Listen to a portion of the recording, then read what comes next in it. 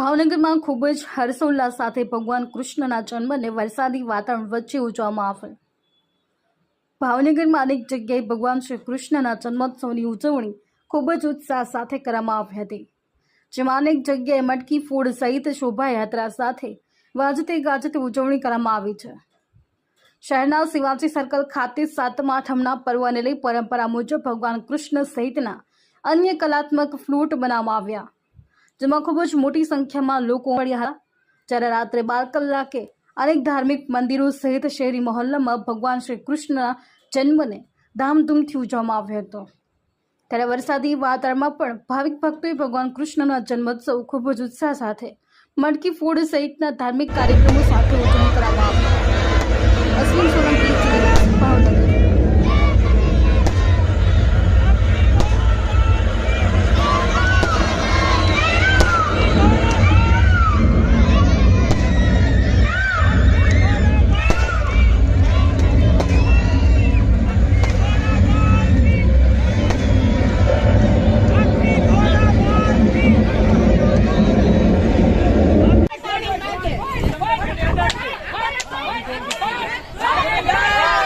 Krishna Kaniya